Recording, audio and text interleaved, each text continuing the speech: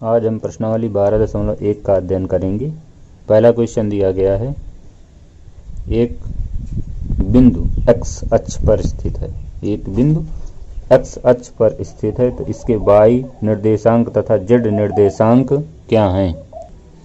तो कक्षा 10 में हमने पढ़ा था कि यदि केवल दो अक्ष दिए गए हों, मान लीजिए कि इस तरह से ये y अक्ष हो गया और इस तरह से ये x अक्ष हो गया। कक्षा 10 में पढ़े थे कि ये x अक्ष और ये y अक्ष इस तरह से ये मूल बिंदु हो गया, ये मूल बिंदु हो गया। यदि x अक्ष पर कोई बिंदु स्थित है, यहाँ पर कोई बिंदु स्थित है, मान लीजिए कि यहाँ से यहाँ तक की दूरी x है, यहाँ से यहाँ तक की दूरी x है, तो इस बिंदु के निर्देशांक होते हैं x, 0। इस बिंदु के निर्देशांक होते हैं x, 0। यानी कि अगर कोई बिंदु x अक्ष पर स्थित है तो वहाँ पर y का मान 0 होता है, यानी कि y निर्देशांक क्या होता है, 0 होता है। उसी तरह से यदि यहाँ पे z अक्ष भी होता और कोई बिंदु यदि x अक्ष पर स्थित होता तो वहाँ पर x का मान तो कुछ न कुछ होगा, लेकिन y और z के निर्देशांक 0 होंगे। इसलिए यहाँ पे प्रश्न नंबर 1 पे पूछा गया था इसके y निर्देशांक तथा z निर्देशांक क्या हैं। तो इसलिए यहाँ पे जिस तरह से 2D में उसी तरह से 3D में, तो y निर्देशांक क्या होगा, यहाँ पे 0 होगा तथा z निर्देशांक भी क्या होगा, 0 होगा। सेकंड नंबर दिया गया, एक बिंदु x z तल में है, x z तल में है, तो इसके y निर्देशांक के बारे में आप क्या कह सकते हैं। x z तल का मतलब है एक समतल होगा जिसमें x अक्ष और y अक्ष उपस्थित होंगे। तो जहाँ पे x अक्ष और y अक्ष उपस्थित होते हैं वहाँ पे x और y का मान मिलेगा, z का मान नहीं मिलेगा। उसी तरह से यहाँ पे दिया गया x z तल, यानी कि वहाँ पर x अक्ष और z अक्ष को मिलाकर जो तल बनता है उसे x z तल कहते हैं। इसलिए x z तल में y निर्देशांक 0 होगा, y निर्देशांक क्या होगा, 0 होगा। अगला नंबर दिया गया है, कह रहा है उन अष्टांशों के नाम ज्ञात कीजिए या नाम बताइए जिनमें निम्नलिखित बिंदु स्थित हैं। तो सबसे पहले अष्टांश के बारे में जानकारी कर लें। तो जैसे कक्षा 10 में पढ़ा था दो अक्ष, x अक्ष और y अक्ष, तो x अक्ष और y अक्ष कार्तीय तल को 4 भागों में विभाजित करता है। इस तरह से ये प्रथम चतुर्थांश, ये द्वितीय चतुर्थांश, ये तृतीय चतुर्थ और ये चतुर्थ। इस तरह से 4 भाग हो गए। इसमें x का मान प्लस में, ये x अक्ष की धन दिशा इसलिए प्लस में, ये y अक्ष की धन दिशा इसलिए ये भी प्लस में, अर्थात x का मान प्लस में, y का मान प्लस में। अब इसके बाद यहाँ पे आ जाओ दूसरे वाले में, तो यहाँ पे x का मान, ये x अक्ष की ऋणात्मक दिशा इसलिए यहाँ पे x का मान माइनस में, ये y अक्ष की धनात्मक दिशा इसलिए y का मान प्लस में। इसके बाद तीसरे नंबर पे आ जाए, ये तीसरा चतुर्थांश, ये x अक्ष की ऋणात्मक दिशा और ये y अक्ष की ऋणात्मक दिशा, इसलिए यहाँ पे सबके मान जो है माइनस माइनस में होंगे, अर्थात x का मान भी माइनस में और y का मान भी माइनस में। इसके बाद चौथे चतुर्थांश में आ जाए तो यहाँ पे ये x अक्ष की धन दिशा इसलिए प्लस का मान पहला और ये y अक्ष की ऋण दिशा इसलिए माइनस का मान। तो इस तरह से बताया गया था। अब यहाँ पे z अक्ष दिया गया है, मान लीजिए कि z अक्ष ऐसे है, इस तरह से z अक्ष अगर इस तरह से हो तो ये जो निर्देशांक दिए गए थे इस तरह से बढ़ जाएंगे। पहला नंबर होगा, यानी कि पहला 8 भागों में बांट जाएंगे, अंतरिक्ष को 8 भागों में विभाजित करेंगे। तो पहला भाग होगा प्लस प्लस, और हम ये माने ले रहे हैं कि इस तरह से अगर z अक्ष है तो ये जो है ऊपर की ओर जो अक्ष है ये z की धनात्मक दिशा है, z की धनात्मक दिशा है, इसलिए यहाँ पर भी z का मान प्लस में होगा। फिर इसके बाद दूसरा अष्टांश हो जाएगा x का मान माइनस में, तो यहाँ पे माइनस का, y का मान प्लस का, जेड का मान भी प्लस का। फिर इसके बाद तीसरा ये है यहाँ पे माइनस माइनस, तो एक्स का मान माइनस में, वाई का मान माइनस में और जेड का मान फिर प्लस में ले लिया जाए। इसके बाद चौथे नंबर पे एक्स का मान प्लस में, वाई का मान माइनस में और जेड का मान प्लस में। फिर इसके बाद अगला नंबर है पाँचवां, छठवां, सातवां और आठवां। तो जिस तरह से पहले, दूसरे, तीसरे और चौथे में एक्स और वाई के मान लिए गए, उसी तरह से पाँचवें, छठवें, सातवें और आठवें में क्रम से एक्स और वाई के मान ले लें। अर्थात पहले चतुर्थांश में कक्षा 10 में बताया गया, पहले चतुर्थांश में प्लस प्लस, तो यहाँ पे भी पाँचवें में भी प्लस प्लस रहेगा और दूसरे चतुर्थांश में माइनस प्लस, इसलिए यहाँ पे छठवें में भी माइनस रहेगा फिर प्लस रहेगा।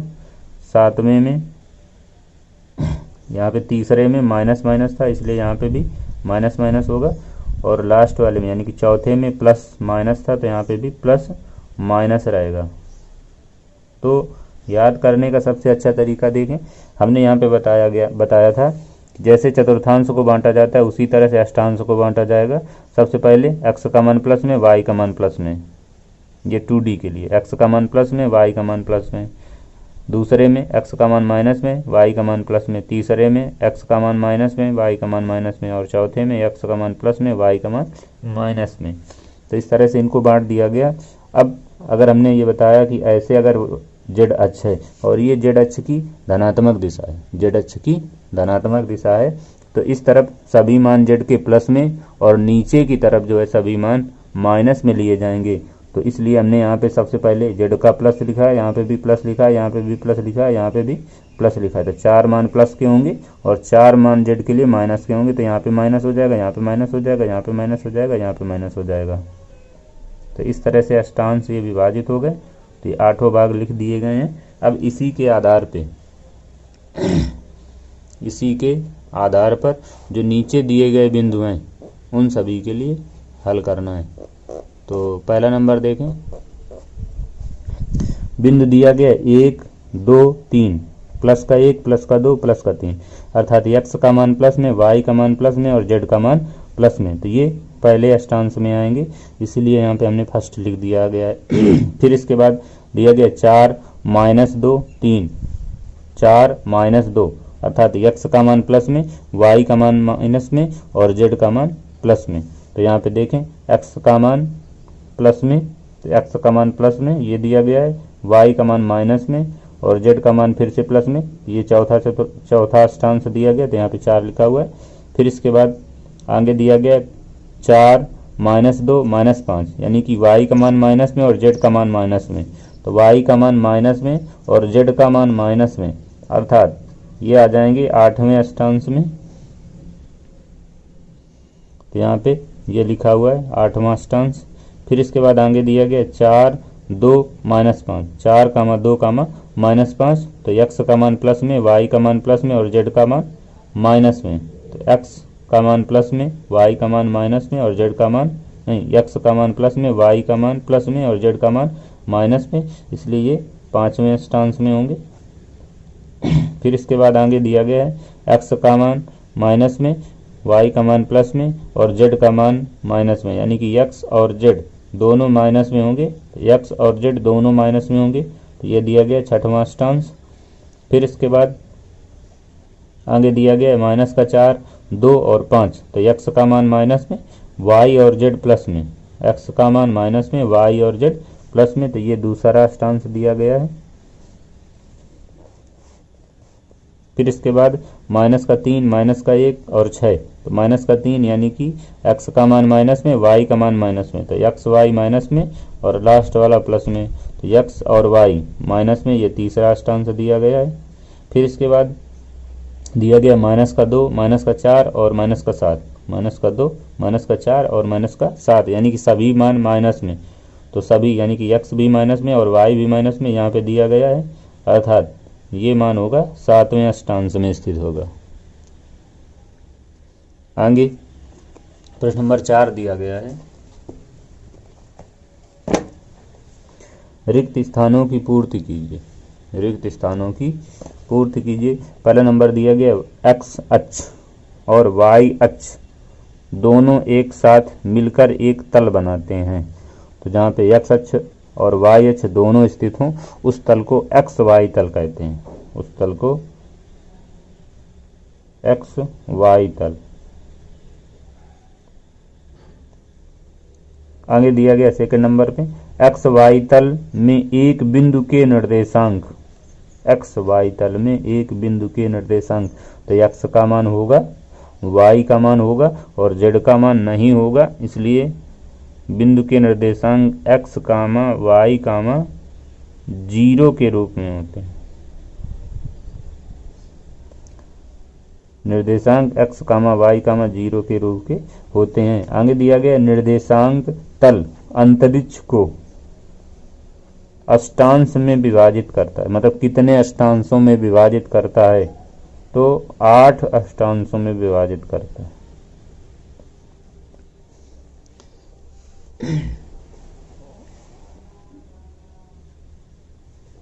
आगे दिया गया दो बिंदुओं के बीच की दूरी, तो जिस तरह से कक्षा 10 में बताया गया दो बिंदुओं के बीच की दूरी 2D के लिए सूत्र होता है √x1 माइनस x2 का whole square plus y1 minus y2 का होल स्क्वायर। तो यहाँ पे 3D के लिए बिंदु दिए गए x1 y1 और z1, x2 y2 और z2। तो यहाँ पे भी वही फार्मूला होगा, बस एक स्टेप बढ़ जाएगा। दोनों बिंदुओं के बीच की दूरी PQ बराबर x1 minus x2, √x1 minus x2 का whole square plus y1 minus y2 का होल स्क्वायर। इतना तो कक्षा 10 में पढ़े ही हैं। यहाँ पे तीसरा मान यानी कि तीसरा अक्ष मिल जाता है z अक्ष, इसलिए यहाँ पे प्लस लगेगा और आगे आ जाएगा z1 माइनस z2 का होल स्क्वायर। तो इसी सूत्र का प्रयोग हम करेंगे। तो एग्जाम्पल नंबर 3 दिया गया बिंदुओं P 1, -3, 4 और Q -4, 1, 2 के बीच की दूरी ज्ञात कीजिए। तो P के निर्देशांक दिए गए हैं, तो ये x का मान होगा, ये y का मान होगा, ये z का मान होगा, इसलिए x1 बराबर 1, y1 बराबर -3 और z1 बराबर 4। इसी तरह से ये x का, ये y का, ये z का, तो x2 बराबर -4, y2 बराबर 1 और z2 बराबर 2 होगा। दोनों बिंदुओं के बीच की दूरी PQ बराबर √x1 माइनस x2 का whole square plus y1 minus y2 का whole square plus z1 minus z2 का होल स्क्वायर। तो यहाँ पे आ जाएगा √x1 का मान 1 दिया गया, 1 माइनस x2 का मान माइनस में दिया गया और यहाँ पे माइनस लगा था बीच में, तो माइनस माइनस प्लस हो गया, तो प्लस 4 का whole square plus y1 minus y2, तो y1 का मान यहाँ पे माइनस का 3 दिया गया, तो यहाँ पे माइनस का 3 रखेंगे और माइनस y2 का मान 1 दिया गया, तो -1 का whole square plus z1 minus z2 का होल स्क्वायर, तो z1 का मान 4 दिया गया, तो 4 माइनस z2 का मान 2 दिया गया, तो यहाँ पे आ गया 2 का होल स्क्वायर। इनको हल करेंगे तो 4 1 5 आ जाएगा, 5 का स्क्वायर 25 हो गया। इनको हल करेंगे तो आ जाएगा 3 माइनस का और माइनस का 1, तो माइनस का 4 हो गया, 4 कवर करेंगे तो 16 आ जाएगा। ऐसे यहाँ पे हल करेंगे तो 2 आ जाएगा, 2 कवर किया गया तो 4 आ गया। अब इसको हल कर लें तो 16 4 20, 20 20 40, 5 45, तो यहाँ पे 45 आ जाएगा। तो 45 के गुणनखंड कर लें तो 3 गुणे 5 आ जाएगा। इसका वर्गमूल निकाल लें तो यहाँ पे इसका जोड़ा बन रहा है, इसलिए इसको हमने बाहर कर लिया, तो आ गया 3√5 इकाई। इसके बाद एग्जाम्पल नंबर 4 दिया गया कि दर्शाइए कि बिंदु P और P के निर्देशांक हैं -2, 3, 5, Q के निर्देशांक हैं 1, 2, 3 और R के निर्देशांक दिए गए 7, 0, -1 संरेख हैं। तो संरेख का मतलब है कि तीनों बिंदु एक रेखा पर स्थित हैं, तीनों बिंदु एक रेखा पर स्थित हैं। इसलिए सबसे पहले हम P और Q के बीच की दूरी ज्ञात करें, फिर Q और R के बीच की दूरी ज्ञात करें, फिर R और P के बीच की दूरी ज्ञात करें, या P और R के बीच की दूरी ज्ञात करें और कि दो दूरियों का योग यदि तीसरी दूरी के बराबर आ जाए तो इसका मतलब है कि दिए गए बिंदु संरेख हैं। इसलिए सबसे पहले हम PQ निकाल लें। तो ये मान है x1 का, ये y1 का, ये z1 का, ये x2 का, ये y2 का और ये z2 का। तो यहाँ पे निकालें PQ। तो PQ बराबर फार्मूला अभी पीछे लिखाया था कि दो बिंदुओं के बीच की दूरी का फार्मूला लगेगा। सूत्र होता है x1 माइनस x2 का whole square plus y1 minus y2 का whole square plus z1 minus z2 का होल स्क्वायर। तो यहाँ पे देखें x1 का मान माइनस का 2, तो माइनस का 2 यहाँ पे रख लिया, minus y1 x1 minus x2, तो x1 माइनस x2, तो यहाँ पे x1 का मान माइनस का 2 दिया गया है, माइनस का 2, और x2 का मान 1 दिया गया, तो माइनस का 2 माइनस का 1 का होल स्क्वायर प्लस 3 माइनस 2 का होल स्क्वायर प्लस 5 माइनस 3 का होल स्क्वायर। इनको हल करेंगे तो आ जाएगा -3, और -3 का वर्ग करेंगे तो 9 आ जाएगा। इनको हल करेंगे तो 1 आ जाएगा, 1 का वर्ग करेंगे तो 1 आ जाएगा, यहाँ को या इसको हल करेंगे तो 2 बचेगा, 2 का वर्ग करेंगे तो 4 आ जाएगा। इनको जोड़ देंगे तो √14 इकाई आ जाएगा। फिर इसके बाद QR का मान निकाल लें। QR तो यहाँ पे लगेगा x1 माइनस x2 का होल स्क्वायर, तो Q ये है और R ये है, तो x1 माइनस x2 यानी कि 1 माइनस 7 का वर्ग प्लस y1 माइनस y2 यानी कि 2 माइनस 0 का वर्ग प्लस z1 माइनस z2 अर्थात 3 प्लस 1 का वर्ग। तो यहाँ पे हल करेंगे तो आ जाएगा -6, 6 का वर्ग किया गया 36 आ गया, यहाँ पे आया 2, 2 का वर्ग किया 4 आया, यहाँ पे आ गया 4, 4 का वर्ग किया गया तो 16 आ गया, सबको जोड़ दिया गया तो 56 आ गया। 56 के गुणनखंड कर लिए गए तो 2 गुणे 2 गुणे 2 गुणे 7 आ गया, इसको हल किया गया तो QR का मान आ गया 2√14। QR का मान निकला है 2√14। फिर इसके बाद मान निकाल लें PR का,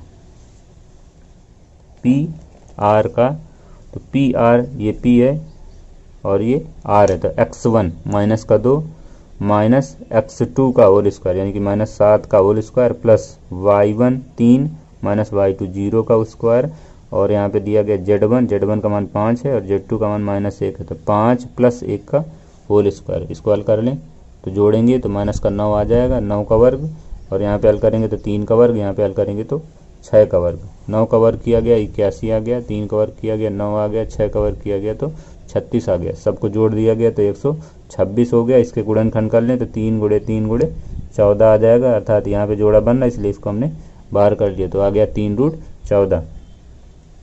तो यहाँ पे सबसे 2 छोटी भुजाएं दी गई हैं PQ और QR। तो PQ का मान ऊपर निकला था √14, PQ का मान ऊपर निकला था √14 और QR का मान निकला था 2√14। तो यहाँ से हम निकाल ले मान PQ प्लस QR बराबर √14 प्लस 2√14, दोनों को जोड़ा गया तो 3√14 हो गया, और लास्ट में PR का मान भी 3√14 निकला था, अर्थात यहाँ से मान निकला है PQ प्लस QR बराबर PR, PQ प्लस QR बराबर PR। इसलिए तीनों बिंदु यानी कि बिंदु P, Q, R संरेख हैं। प्रश्न नंबर 5 यानी कि एग्जाम्पल नंबर 5 दिया गया है कि क्या बिंदु A 3, 6, 9, B 10, 20, 30 और C 25, -41 और 5 एक समकोण त्रिभुज के शीर्ष हैं। यदि तीनों शीर्ष समकोण त्रिभुज के शीर्ष हैं तो सबसे पहले हम त्रिभुज की भुजाएं निकाल लें, और यदि उसमें पाइथागोरस प्रमेय लागू हो जाए यानी कि कर्ण का वर्ग बराबर शेष दोनों भुजाओं के वर्गों का योग, यानी कि बड़ी भुजा का वर्ग बराबर शेष दोनों भुजाओं के वर्गों का योग, अगर ये लग जाए तो इसका मतलब है कि दिए गए शीर्ष एक समकोण त्रिभुज के शीर्ष हैं। तो सबसे पहला काम है हमें यहाँ पे तीनों भुजाओं की लंबाइयाँ ज्ञात करना। A बिंदु दिया है, B दिया है, C दिया है, तो सबसे पहले AB निकालें, BC निकालें और AC की लंबाई निकाल लें। तो देखें A के निर्देशांक दिए हैं 3, 6, 9, B के दिए हैं 10, 20, 30 के बीच की दूरी, तो सूत्र लगेगा x1 माइनस x2 का होल स्क्वायर अर्थात 3 माइनस 10 का वर्ग प्लस y1 माइनस y2 यानी कि 6 माइनस 20 का वर्ग, z1 माइनस z2 अर्थात 9 माइनस 30 का वर्ग। तो यहाँ पे हल करेंगे तो आ जाएगा -7 का वर्ग, यहाँ पे हल करेंगे तो -14 का वर्ग, यहाँ पे हल करेंगे तो -21 का वर्ग, 7 का वर्ग 49, 14 का वर्ग 196 और 21 का वर्ग 441। सबको यहाँ पे जोड़ दिया गया तो 686 हो गया अंडर रूट के अंदर, और यहाँ से हमने AB का वर्ग कर दिया, AB का वर्ग करेंगे तो अंडर रूट यहाँ से हट जाएगा अर्थात आ गया 686। इसके बाद BC के बीच की दूरी ज्ञात करनी, तो B के निर्देशांक है 10, 20, 30, C के हैं 25, -41, 5 के बीच की दूरी, तो BC बराबर यहाँ पे फार्मूला वही लगेगा x1 माइनस x2 का होल स्क्वायर यानी कि 10 माइनस 25 का वर्ग प्लस y1 माइनस y2 का वर्ग यानी कि 20 प्लस 41 का वर्ग, z1 माइनस z2 का वर्ग यानी कि 30 माइनस 5 का वर्ग। इसको हल करेंगे तो बचेगा माइनस 15 का वर्ग, इसको हल करेंगे तो बचेगा 61 का वर्ग और इसको हल करेंगे तो बचेगा 25 का वर्ग। 15 का वर्ग किया गया तो 225 आ जाएगा, 61 का वर्ग किया गया तो 37 21 आ जाएगा और 25 का वर्ग किया गया तो 625 आ जाएगा। सबको जोड़ा गया तो 45 71 अंडर रूट के अंदर आ जाएगा, इसलिए BC का वर्ग किया गया तो 45 71 आ गया। फिर इसके बाद AC का मान निकालना है तो A के निर्देशांक 3 कामा 6 कामा 9, C के निर्देशांक 25 कामा 41 माइनस 41 कामा 5 के बीच की दूरी। तो यहाँ पे फिर से फार्मूला वही x1 माइनस x2 यानी कि 3 माइनस 25 का वर्ग प्लस y1 माइनस y2 तो 6 प्लस 41 का वर्ग और z1 माइनस z2 तो 9 माइनस 5 का वर्ग। इसको हल करेंगे तो यहाँ पे बचेगा माइनस 22 का वर्ग, यहाँ पे हल करेंगे तो बचेगा 47 का वर्ग और इसको हल करेंगे तो बचेगा 4 का वर्ग। तो 22 का वर्ग किया गया तो 484 आ जाएगा, 47 का वर्ग किया गया तो 2209 आ जाएगा और 4 का वर्ग किया गया तो 16 आ गया। सबको जोड़ दिया गया तो 2709 यानी कि 2709 आ जाएगा। तो इसका हम वर्ग कर दें तो आ जाएगा AC स्क्वायर बराबर 2709।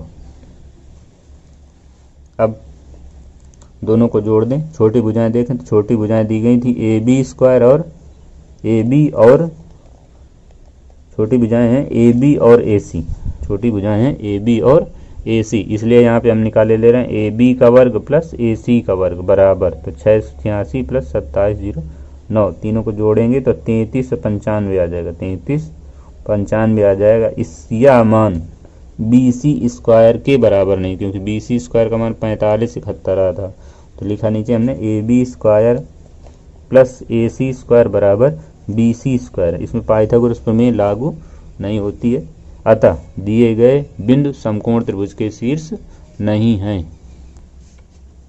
एग्जाम्पल नंबर 6 दिया गया है, दो बिंदुओं A B के निर्देशांक क्रमशः 3, 4, 5 और -1, 3, -7 हैं। गतिशील बिंदु P के पथ का समीकरण ज्ञात कीजिए, जबकि PA square plus PB square बराबर 2 के स्क्वायर दिया गया है। तो मान लिया कि माना कोई गतिमान बिंदु P है जिसके निर्देशांक x, y, z हैं। A के निर्देशांक दिए गए थे 3, 4, 5 और B के निर्देशांक दिए गए हैं -1, 3, -7। तो यहाँ पे हमें बिंदु P का समीकरण ज्ञात करना है, बिंदु P का बिंदु पथ यानी कि बिंदु P के पथ का समीकरण। तो यहाँ पे दिया गया PA स्क्वायर, तो हमें मान निकालना है PA का, और यहाँ पे दिया है PB स्क्वायर तो मान निकालना है PB का। तो PA स्क्वायर तो सूत्र होता है x1 माइनस x2 का होल स्क्वायर। तो PA का मान निकालने के लिए x1 माइनस x2 अर्थात x माइनस 3 का वर्ग प्लस y1 माइनस y2 अर्थात y माइनस 4 का वर्ग प्लस z1 माइनस z2 अर्थात z माइनस 5 का वर्ग, ये इतना निकल आएगा। इसका वर्ग कर दें तो x माइनस 3 का वर्ग किया गया तो आ गया x square minus 6x plus 9, y minus 4 का वर्ग किया गया तो आ गया y स्क्वायर माइनस 8y और प्लस 16, और इसका z माइनस 5 का वर्ग किया गया तो आ गया z स्क्वायर माइनस का 10z और प्लस का 25। इसको पूरे को हल कर लें तो मान आ जाएगा x square plus y square plus z square, x square plus y square plus z square minus 6x minus 8y minus 10z और प्लस सबको जोड़ दिया गया, ये 9, ये 16 और ये 25 जोड़ा गया तो 50 आ गया। इसका वर्ग कर दें तो PA स्क्वायर बराबर आ जाएगा x square plus y square plus z square minus 6x minus 8y minus 10z और प्लस 50। इसी तरह से PB का मान निकाल लें,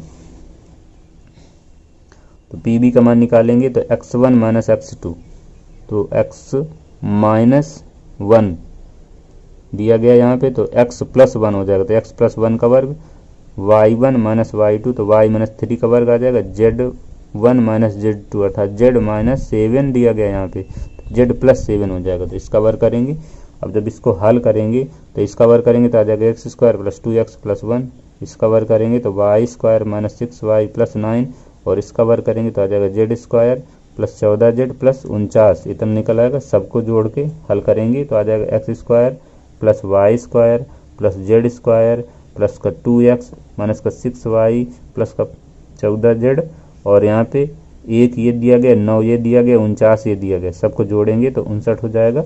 इसलिए PB स्क्वायर बराबर आ जाएगा X square plus Y square plus Z square plus 2x minus 6y plus 14z plus 59।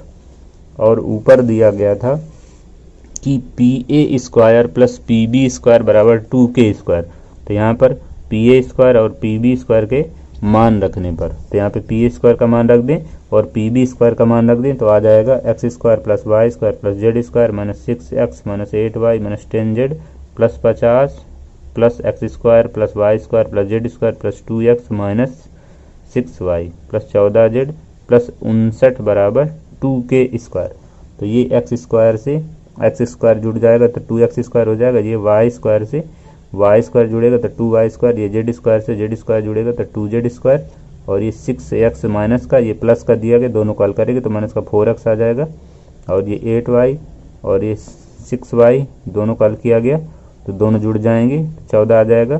फिर इसके बाद ये प्लस का माइनस का 10z और ये प्लस का 14z दोनों कॉल करेंगे तो 4z आ जाएगा, और ये 50 और ये 59 दोनों को जोड़ेंगे तो 109 आ जाएगा। तो 109 को उधर पक्षांतर कर दें तो मान आ जाएगा 2x square plus 2y square plus 2z square minus का 4x माइनस का 14y और प्लस का 4z बराबर 2K स्क्वायर माइनस 109, जो कि बिंदु P के पथ का समीकरण या बिंदु P के बिंदु पथ का समीकरण है।